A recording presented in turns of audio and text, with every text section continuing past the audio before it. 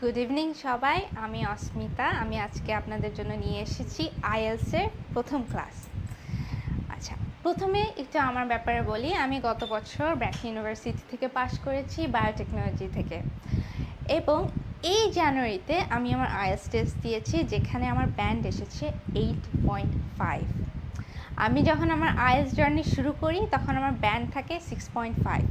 পরে আমি নানান স্ট্র্যাটেজি বের করি যাতে আমি লেভেল আপ করে 8.5-এ যেতে পারি। আমি আপনাকে এই স্ট্র্যাটেজিগুলো শিখিয়ে দেব যাতে আপনিও করতে পারেন লেভেল আপ। কিন্তু আজকের ক্লাসটা হবে একেবারে ইন্ট্রোডাকশন।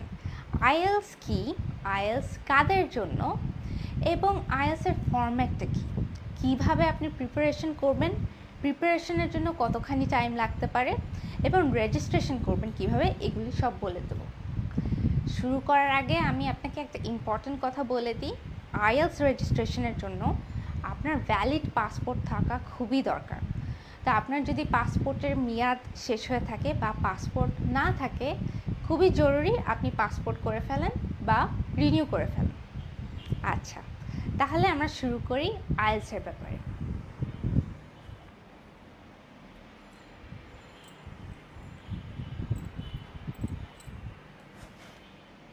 তো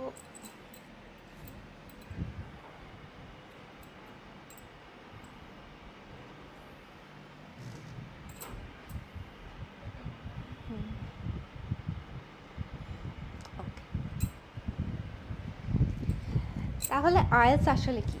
আইএলসের ফুল ফর্ম হচ্ছে international English language testing system. এটা হচ্ছে একটা ইংলিশ প্রফিসিয়েন্সি টেস্ট। এই টেস্ট দ্বারা আপনার এক্সামিনার, যে আপনার এক্সাম নিচ্ছে, উনি জানতে চাচ্ছে যে আমি যদি আপনাকে এমন এক জায়গায় পাঠিয়ে দিই যেখানে সবাই ইংলিশ বলে, আপনি কি সার্ভাইভ করতে পারবেন? আপনি কি একজন স্টুডেন্ট হিসাবে সার্ভাইভ করতে পারবেন? তার মানে আপনি কি হোমওয়ার্ক করতে পারবেন কি না, অ্যাসাইনমেন্ট করতে পারবেন কি না, তারপর আপনার প্রফেসর যেই লেকচারগুলো দেবে ওগুলো আপনি বুঝতে পারবেন কি না, এইগুলো। এবং আপনি যদি একজন কর্মজীবী হয়ে থাকেন যে ওখানে কাজ করছে, আপনি ধরেন আপনার কন্ট্রাক্ট করতে পারবেন কি না, রিপোর্ট লিখতে পারবেন কি না, সবার সাথে কনভারসেশন করতে পারবেন কি না, এইসব দেখার জন্যই এই টেস্টটা। আচ্ছা, তাহলে আইএলস আসলে দুই রকমের আছে। একটা হচ্ছে একাডেমিক আইএলস, এটা শুধু স্টুডেন্টদের জন্য। আরেকটা হচ্ছে জেনারেল ট্রেনিং, যেটা হচ্ছে আরেকটু ইজিয়ার, আরেকটু জেনারেল। আমাদের ক্লাসে আমরা একাডেমিক নিয়েই কথা বলবো, জেনারেলটা কাছাকাছি, আরেকটু সোজা, এইটুকুই। তাহলে আমরা জেনে নিই যে আপনি যে আইএলস এক্সাম দেবেন, এক্সামের ফরম্যাটটা কীরকম হবে। আপনি যদি বাংলা মিডিয়াম থেকে হয়ে থাকেন, আইএলসের যেই ফরম্যাট, এটা আপনার জন্য একদমই নতুন। এখানে কোনো মুখস্থর কিছু নাই। এখানে হচ্ছে শুধু দেখবে আপনি প্র্যাকটিক্যালি ইংলিশ ইউজ করতে পারবেন কিনা। সব অ্যান্সার কোয়েশ্চেনই থাকবে। আপনার গ্রামার চেক করবে আপনার লেখা দ্বারা। কোনো আলাদা গ্রামারের জন্য আলাদা ধরনের কোয়েশ্চেন থাকবে না। তাহলে দেখি আইএলসের কয় পার্ট। অনেক এক্সামে যেরকম পেপার 1, পেপার 2 থাকে, আইএলসে 4টা পেপার। একটি পেপারকে ওরা অফিসিয়ালি টার্ম দিয়েছে মডিউলস। 4টা মডিউল আপনার 4টা স্কিল টেস্ট করে: রিডিং, লিসনিং, স্পিকিং এবং রাইটিং। প্রথমে রিডিং দিয়ে দেখতে যাচ্ছে যে আমি যদি আপনাকে একটা প্যাসেজ দিয়ে দিই, আপনি কি ওখান থেকে মূল তথ্য বের করতে পারবেন কি না, মেইন পয়েন্ট বের করতে পারবেন কি না। কারণ কি একটা প্যাসেজে তো অনেক কিছু বলে, কিন্তু আসলে রাইটার কি বোঝাতে চাচ্ছে এটা আপনি বুঝতে পারছেন কি না, বুঝে আপনি সেটা আপনার মতনও সাজাতে পারছেন কি না। তারপরে লিসনিংয়ে যেটা দেখতে চাচ্ছে একাডেমিক লেভেলে স্পেশালি, সেটা হচ্ছে একজন স্টুডেন্ট যখন পড়বে, যখন প্রফেসর লেকচার দেবে ইংলিশে, উনি কি লেকচারটা বুঝতে পারবে, উনি কি নোট নিতে পারবে, উনি কি নিজে বুঝে নিজের মতন সাজাতে পারবে, সামারাইজ করতে পারবে, এইটা দেখতে চাচ্ছে। স্পিকিংয়ে দুইটা জিনিস দেখতে চাচ্ছে। একটা হচ্ছে আপনি ক্যাজুয়াল ইংলিশে কথা বলতে পারছেন কি না, আর হচ্ছে আপনি আরেকটু ফর্মাল স্পোকেন ইংলিশে কথা বলতে পারছেন কি না। প্রথমে আপনার ক্যাজুয়াল ইংলিশে আপনি কথা বলতে পারছেন কি না এটাই দেখবে। এটা কীভাবে দেখবে? আপনার সাথে ক্যাজুয়ালি একটা কনভারসেশন করবে, জিজ্ঞেস করবে আপনাকে আপনি কি করেন, কোথায় আছেন, আর ওদের কাছে একটা স্ক্রিপ্ট থাকে, ওই অনুযায়ী আপনাকে নানা ধরনের আপনার ব্যাপারে কোয়েশ্চেন করবে। তারপরে আপনাকে দেবে একটা মোনোলগ বলতে আপনাকে একটা টপিক দিয়ে দেবে, আপনাকে কিছু সময় দেবে, একটা কাগজ দেবে, একটা পেন্সিল দেবে। ওই সময়ের মধ্যে আপনি কিছু পয়েন্ট নেবেন যে আমার মোনোলগের টপিক এটা, আমি এটা বলতে চাই। তারপরে আপনার 1 থেকে 2 মিনিট সেটা নিয়ে কথা বলতে হবে। তারপরে সেটাই আপনার ফর্মাল স্পোকেন ইংলিশ ইউজ করতে হবে।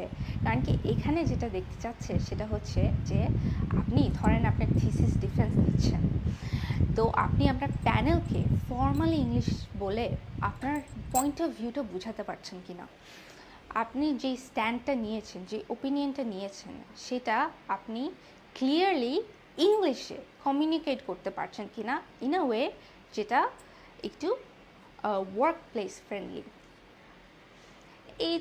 এইটা কোনো মোনোলগের টাইপের হবে না, এটা আপনাকে কোয়েশ্চেন অ্যান্সার টাইপের কোয়েশ্চেন অ্যান্সার সিস্টেমেই জিজ্ঞেস করবে। কিন্তু আপনার খেয়াল রাখতে হবে যে এটা আপনি ধরেন একটা প্রফেসরের সাথে কথা বলছেন, তাহলে আপনি প্রফেসরের সাথে কিভাবে কথাটা বলবেন একটু ফর্মালি। ফাইনালি রাইটিংয়ে সবাই ভয় পায়, রাইটিংয়ে সবার স্কোর কম আসে, কিন্তু আসলে রাইটিংয়ে হাই স্কোর পেতে হলে আপনার জানতে হবে কারেক্ট টেকনিক। অনেকে যে অনেক ভালো ইংলিশ লেখে, অনেক ইমোশন দিয়ে ইংলিশ লেখে, সে যে আইএলসে ভালো করবে এমন কোনো কথা নাই। কারণ কি আইএলস যেটা দেখতে চাচ্ছে সেটা হচ্ছে আপনার একাডেমিক রাইটিং কত ভালো, আপনি কত টু দ্য পয়েন্ট কথা বলতে পারছেন, আপনার পয়েন্টগুলো কত ক্লিয়ার আর ডিস্টিংক্ট। মানে ধরেন আপনি 2টা পয়েন্ট বলেছেন, কিন্তু 2টা পয়েন্ট যদি কাছাকাছি হয়ে যায় তাহলে আপনার স্কোর চলে যাবে। রাইটিংয়ে আপনার থাকবে 2টা পার্ট। টাস্ক 1-এ আপনাকে স্ট্যাটিস্টিক্সে একটা ডেটা দিয়ে দেওয়া হবে, এটা হতে পারে একটা বার চার্ট, একটা পাই চার্ট, টেবিলও হতে পারে, অন্য লাইন গ্রাফও হতে পারে। এখানে আপনার এক্সামিনার যেটা দেখতে চাচ্ছে সেটা হচ্ছে আপনি কি ডেটা সুন্দরভাবে প্রেজেন্ট করতে পারেন কিনা। কারণ কি লেখাটা মোটামুটি সোজা, আপনি যদি কানেক্টর ইউজ করেন তাহলেই পেরে যাবেন, আপনি যদি কারেক্ট ফরম্যাট ইউজ করেন তাহলেই আপনার স্কোর থেকে গেল। আর শব্দ প্রেডিক্টেবল, ভেরি প্রেডিক্টেবল, যে এই শব্দগুলোই আপনি বারবার ইউজ করতে পারবেন। এখানের ম্যাজিকটা হচ্ছে কারেক্ট ডেটা নেওয়া। বেশিরভাগ স্টুডেন্টদের মার্কস কেটে যায় ভুল ডেটা নেওয়ার জন্য আর বেশি কথা বলার জন্য। আপনার লিস্টে যা আপনার ডেটা যা দেখাচ্ছে সবই যদি আপনি লিখে দেন তাহলে জিনিসটা একটু কনফিউজিং হয়ে যায়। আপনার লিখতে হবে কোনটা ম্যাক্সিমাম, কোনটা মিনিমাম, কোন ট্রেন্ড খুব তাড়াতাড়ি বাড়ছে, কোন ট্রেন্ড খুব তাড়াতাড়ি কমছে, বা কোনটা একই রকম থেকে যাচ্ছে বছরের পর, এইসব জিনিস। তারপর টাস্ক 2-তে আপনাকে একটা ওপিনিয়ন দিয়ে দেবে, তারপর জিজ্ঞেস করবে আপনার মতামত কী সেটা বুঝিয়ে বলেন। এটা অনেকভাবে আপনাকে জিজ্ঞেস করতে পারে। আপনার যেটা করতে হবে, খেয়াল রাখতে হবে যে আপনার যেই অ্যাটলিস্ট 2 থেকে 3 পয়েন্ট থাকবে প্যারাগ্রাফে, ওই 2 থেকে 3 পয়েন্ট যাতে একদমই আলাদা হয়। যদি কাছাকাছি হয়ে যায় তাহলে এটা অ্যাম্বিগিয়াস হয়ে যায়, তখন এক্সামিনারের পড়ে মনে হবে যে ও তো তাহলে ঠিকভাবে বোঝাতে পারছে না। কারণ কি ওর যেহেতু এটা মতামত, ওর কি মাত্র একটা পয়েন্টই ছিল না, তো নিশ্চয়ই আরও অনেক পয়েন্ট ছিল, কিন্তু ও কমিউনিকেট করতে পারছে না। আর আইএলস এইটাই দেখতে চাচ্ছে আপনি কিভাবে কমিউনিকেট করতে পারছেন আর কত ক্লিয়ারলি করতে পারছেন। এবং স্পিকিংয়ের জন্য আপনার লাগবে কনফিডেন্স। আপনি যদি কনফিডেন্সের সাথে কথা বলেন, 1-2টা ভুল হলেও আপনার এক্সামিনারাই আপনাকে হেল্প করবে যাতে আপনি হাই স্কোর পান। এখন কিভাবে পড়বেন, কোথা থেকে পড়বেন? আমি পার্সোনালি আইএলস অনলাইন টেস্ট পছন্দ করি। এটা হচ্ছে একটি অনলাইন ওয়েবসাইটের মতন, এখানে গেলেই আপনি প্রচুর পরিমাণের মক টেস্ট পেয়ে যাবেন, এবং এই মক টেস্টগুলো হবে আপনার এক্সামের যেই ফর্ম্যাট থাকবে সেই ফর্ম্যাটে। তো আপনি যেহেতু কম্পিউটার বেস দেবেন, তো এটা একটা ভালো প্র্যাকটিস। কারণ কি আপনি ওখানে যেভাবে টাইপ করবেন আপনার এক্সামেও আপনার সেমভাবে টাইপ করা লাগবে, ওখানেও যেভাবে ক্লিক করা লাগবে এক্সামেও সেমভাবে ক্লিক করা লাগবে। তা আপনি যদি টাইপিং স্পিড নিয়ে ওয়ারিড থাকেন বা একটু চিন্তিত থাকেন যে সারা বছর তো বই পড়ে এসেছি, হুট করে কম্পিউটার স্ক্রিনে কিভাবে পড়বো, তাহলে এইটা আপনার জন্য খুবই ভালো একটা প্র্যাকটিস। কারণ কি এখানে আপনি যেভাবে হাইলাইট করবেন, এক্সামেও আপনি সেমভাবে হাইলাইট করবেন। কিন্তু সমস্যা হচ্ছে আইএলস অনলাইন টেস্টটা একটু ডিফিকাল্ট। তো আপনি যদি একদম বিগিনার হয়ে থাকেন, আপনার জন্য বেটার অপশন হচ্ছে কেমব্রিজ আইএলসের বইগুলো কিনে ফার্স্টে ওটা প্র্যাকটিস করে ইউজ টু হয়ে তারপর যাওয়া। আরেকটা জিনিস বলে দিই, ইউটিউবে আপনি প্রচুর পরিমাণে এক্সাম্পল পাবেন স্পিকিংয়ের জন্য। এগুলো দেখলে আপনি কিছু ওয়ার্ড পিক আপ করতে পারবেন, যেটা যখন আপনার এক্সাম হবে তখন দেখা যাবে ন্যাচারালি চলে আসছে। এই ন্যাচারালি চলে আসাটাই এক্সামিনাররা নোটিস করে, কারণ কি ওরা হচ্ছে ট্রেন্ড।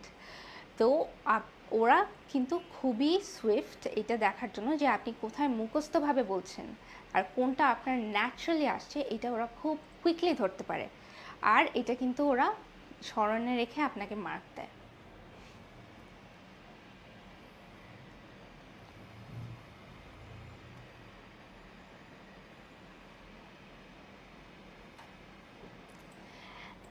এখন আপনি প্রিপারেশন নিতে যাচ্ছেন, আপনি ইংলিশে যতই ভালো হন না কেন, আমি শিওর আপনি যদি ঠিকভাবে প্রিপারেশন না নেন, অ্যাটলিস্ট 3 মান্থসের জন্য প্রিপারেশন না নেন, আপনি আপনার হাইয়েস্ট পোটেনশিয়ালে রেজাল্ট পাবেন না। হয়তো ভালো রেজাল্ট পাচ্ছেন কম পড়ে, কিন্তু আপনি যদি পড়তেন আপনি টপ 1%-এ থাকতেন। আমার মতে 3 মান্থস ইজ ইনাফ, যদি এটা স্ট্র্যাটেজিকভাবে ইউটিলাইজ করা যায়। ফার্স্ট মান্থে আপনি প্রবলেম সলভিং করবেন, আপনার কোথায় কোথায় সমস্যা আছে গ্রামারে, এইটা একেবারে ইরেজ করে দিতে হবে। 1 মাস ধরে আপনার যেখানে প্রবলেম আছে গ্রামারে, সেই রিলেটেড এক্সারসাইজ করে করে আপনার এমন পর্যায়ে যেতে হবে যাতে গ্রামারটা আপনার জন্য সেকেন্ড নেচার হয়ে যাচ্ছে। আপনার মনে করা লাগছে না যে এরপরে কি হয়, এখানে কি এস হবে, এখানে কি এ হবে কি না এম, তখন ওইটা আপনার ন্যাচারালি চলে আসবে। আর আপনার একে তো রাইটিংয়ে ভুল কম হবে, আর স্পিকিংয়ে আপনার যখন ওই ন্যাচারাল ফ্লুয়েন্সিটা চলে আসে, আপনার এক্সামিনারও ওইটা নোটিস করে আর আপনাকে হাই স্কোর দেয়। তারপর সেকেন্ড মান্থ হচ্ছে স্ট্র্যাটেজি ডেভেলপমেন্ট। এক একজনের মাইন্ডসেট এক এক রকম, এক একজনের জন্য এক একটা জিনিস কাজ করবে। যেমন অনেকেই রিডিংয়ে পুরা প্যাসেজ পড়ে ফেলতে পছন্দ করে, আর এটাই কমন স্ট্র্যাটেজি যে আপনি প্রথমে পুরা প্যাসেজ স্কিম করে নেবেন, তারপর কোয়েশ্চেন পড়বেন। কিন্তু আমার জন্য এই স্ট্র্যাটেজিটা ছিল খুবই ইনএফেক্টিভ, এর জন্যই আমার স্কোর আসছিল 6-এর দিকে। আমি যেটা করতাম, প্রথমে কোয়েশ্চেন পড়তাম, তারপর একটু প্যাসেজ পড়তাম, কোয়েশ্চেন পড়তাম, প্যাসেজ করতাম, এইভাবে আমি অনেক হাই স্কোর করতে পারতাম। তো আপনার একটু এক্সপেরিমেন্ট করতে হবে যে কোন স্ট্র্যাটেজিটা আপনার জন্য সুটেবল, কারণ কি অনেক স্ট্র্যাটেজি আছে। তো সেকেন্ড মান্থে আপনি স্ট্র্যাটেজি খুঁজে পেলেন, স্ট্র্যাটেজিতে ইউজড হয়ে গেলেন। এখন থার্ড মান্থে আপনার নার্ভ কন্ট্রোল করতে শিখতে হবে। আপনি ভালোভাবে পড়লেন, সব কিছু করলেন, তারপর এক্সাম হলে কিছু একটা হয়ে গেল, আপনি নার্ভাস হয়ে গেলেন, আপনার স্কোর চলে গেল। এটা হলে তো খুবই স্যাড ব্যাপার। তাহলে আমরা কি করব, আমরা থার্ড মান্থে প্রচুর পরিমাণে মক টেস্ট করব। প্রচুর পরিমাণে মক টেস্ট আপনি বাসায় বসে করতে পারেন। এইটা করে যেটা হবে, আপনার জন্য আইএলটিএস দেওয়াটা এত অটোমেটিক হয়ে যাবে যে ধরেন একটু কিছু যদি উল্টাপাল্টা হয় সেই দিন আপনার আর ভয় লাগবে না, কারণ কি আপনার জন্য তো এটা ইজি।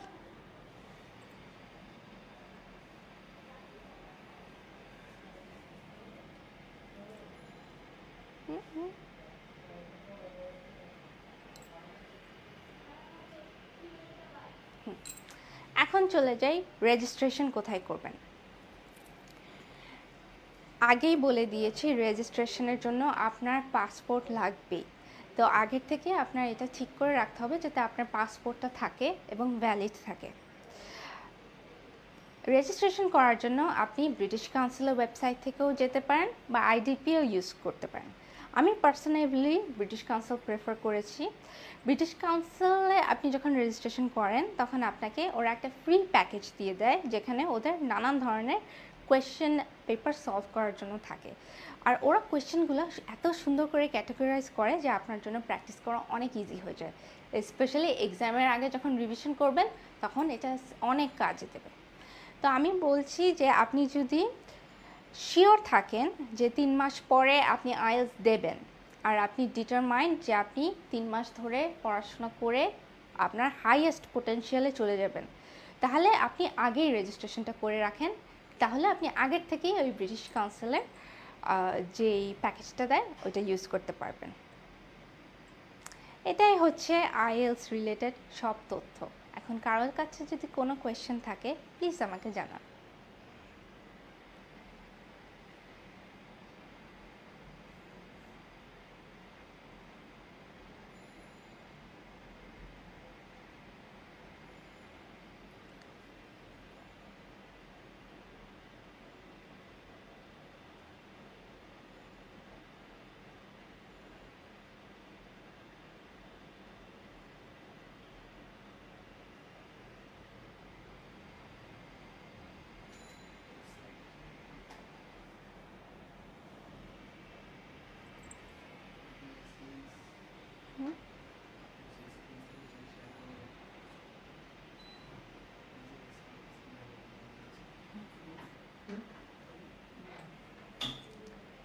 যেহেতু একটু সময় আছে, আমি আমার আইএলটিএস এক্সপিরিয়েন্স নিয়ে কথা বলি।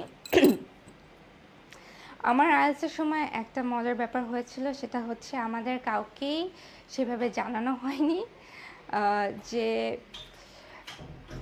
আপনার এক্সাম হলে পাসপোর্টের ফটোকপি নিয়ে যেতে হবে। তারপর যে কোনো পাসপোর্টের ফটোকপি না, ক্লিয়ার পাসপোর্টের ফটোকপি। আমি লাকি ছিলাম যে আমার যেই সেন্টার ছিল ওর পাশেই ফটোকপির দোকান ছিল, তা আমি ফটোকপি করে নিয়ে যেতে পেরেছিলাম। তা আপনারা যখন এক্সাম করবেন প্লিজ মেক শিওর যে আপনারা একটা কালার ফটোকপি নিয়ে যান পাসপোর্টের।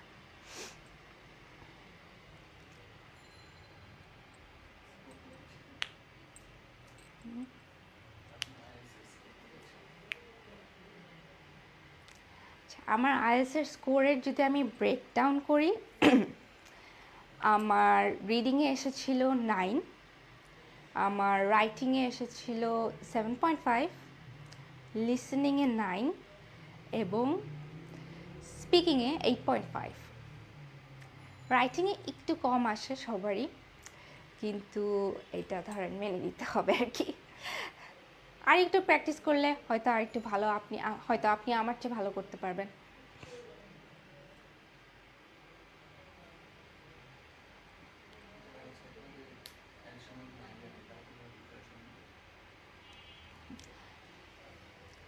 আপনার যদি আইএলটিএসে একদমই কোনো আইডিয়া নাই, আর ধরেন আপনি খুবই ভয় পাচ্ছেন যে এইটা তো একটা ইন্টারঅ্যাক্টিভ টাইপের কোয়েশ্চেন পেপার, তাহলে আমি কিভাবে করব, আমি আপনাকে বলে দিই, ভয় পাওয়ার কোনো দরকার নেই।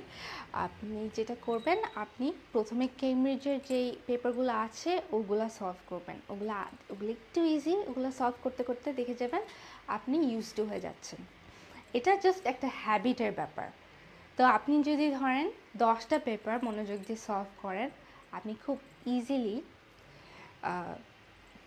ভালো স্কোর করতে পারবেন, লেভেল আপ করতে পারবেন। আমি যেরকম 6.5 ছিলাম 8.5-এ চলে গেছি, আপনিও এরকম 3-4 ব্যান্ড উঠে যেতে পারবেন।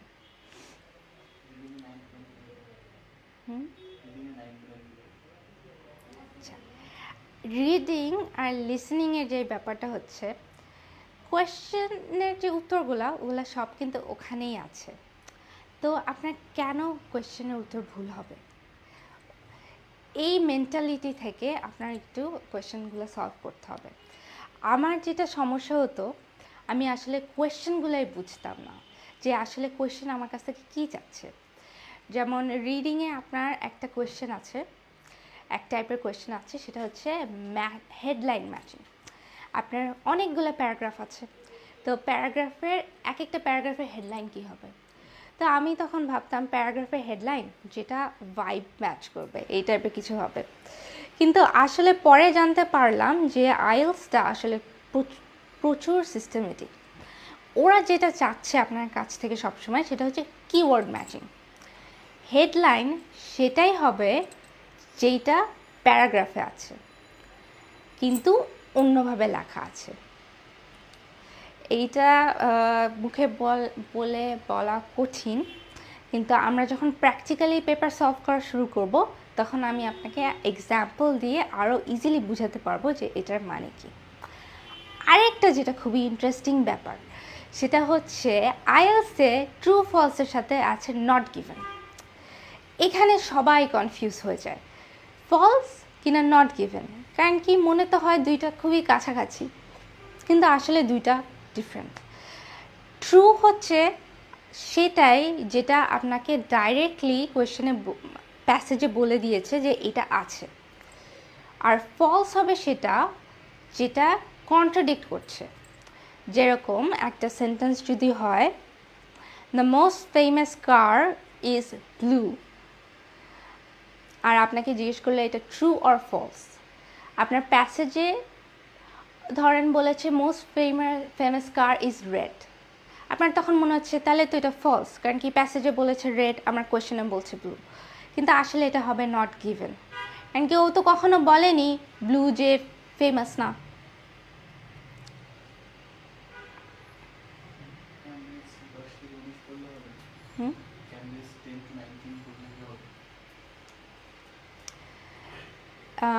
কেমব্রিজ পড়লে আপনার যে স্কোরটা সেটা ধরেন থাকবে 7-এর দিকে আমার মতে, কারণ কি আপনি যখন এক্সামে যাবেন কেমব্রিজের মতন প্রথম দুইটা পেপার থাকবে, আর ধরেন লাস্টের পেপারটা আপনার আইএলস অনলাইনের মতন ডিফিকাল্ট হতে পারে।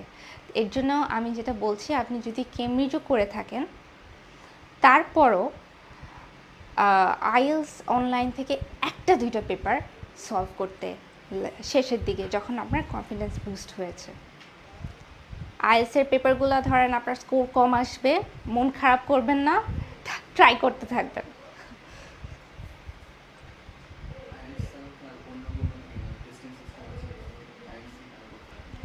আইএলস ছাড়া অন্যান্য অনেক টেস্টিং সিস্টেম আছে যেরকম টোফেল, কিন্তু টোফেলটা হচ্ছে আপনার ইউএসের জন্য, মানে ইউএস ইউনিভার্সিটিস টোফেলটা বেশি প্রেফার করে। আপনার অন্য ইউনিভার্সিটিস যে টোফেল নেবে এটা এমন না, কিন্তু দেখা যায় যে আপনার ইউরোপিয়ান কান্ট্রিজ অস্ট্রেলিয়া নিউজিল্যান্ড আইএলসই বলে বা বলে আইএলস টোফেল দুইটাই। এখন দুইটা ইন্টারচেঞ্জেবলও, কারণ কি আপনার টোফেল স্কোর আইএলসে কনভার্ট করা যায়, আইএলস স্কোর টোফেলসে কনভার্ট করা যায়, কিন্তু আমি বলবো যে আইএলসে করতে, কারণ কি আইএলস আপনাকে যে সুবিধাটা দিচ্ছে সেটা হচ্ছে ওয়ান স্কিল রিটেক নিতে দিচ্ছে।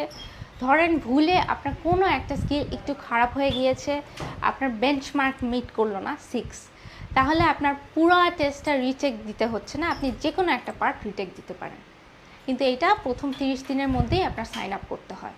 রেজাল্ট পাওয়ার পর রেজাল্ট আপনি পেয়ে যাবেন এক্সাম দেওয়ার 5 দিনের মধ্যে।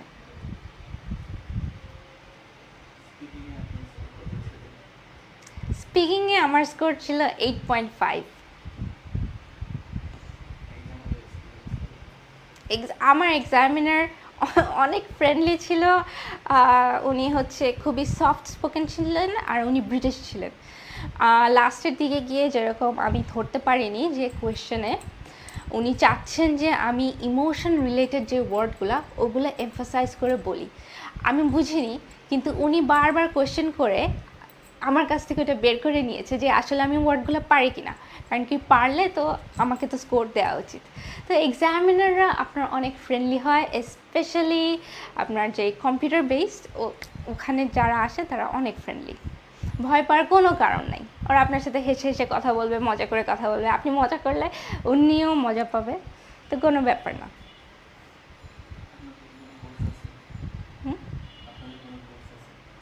আমাদের কোর্স আসছে, শীঘ্রই আসছে, এর জন্য আমাদের পেজকে ফলো করে রাখেন, আমাদের পোস্টগুলো রেগুলার দেখবেন, কয়েকদিন পরেই দেখবেন আমরা একটি অ্যানাউন্সমেন্ট দিয়েছি কোর্স রিলেটেড।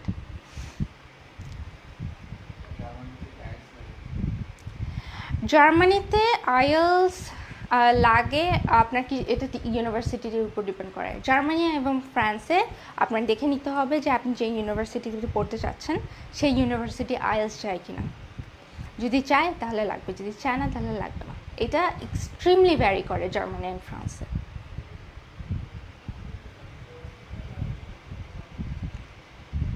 যেহেতু জার্মানি ফ্রান্সে আপনি যেহেতু ইংলিশ কোর্সগুলাই করবেন, আপনার টপ র্যাঙ্কিং ইউনিভার্সিটির হাই চান্স আছে ওরা আইএলস যাবে। আর মিনিমাম স্কোর ইউজুয়ালি 6 চায়, কিন্তু যেহেতু আপনি টপ র্যাঙ্কিং ইউনিভার্সিটিতে অ্যাপ্লাই করবেন, 6-এর চেয়ে বেশি থাকা ভালো। আর একটু চেষ্টা করলে আমার বিশ্বাস 8.5 চলে আসবে।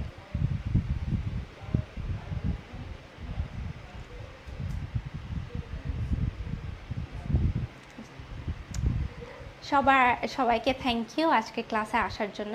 আরও ক্লাস সামনে থাকবে, আপনারা পেজকে ফলো দিন আর আমার ভিডিওটা শেয়ার করুন।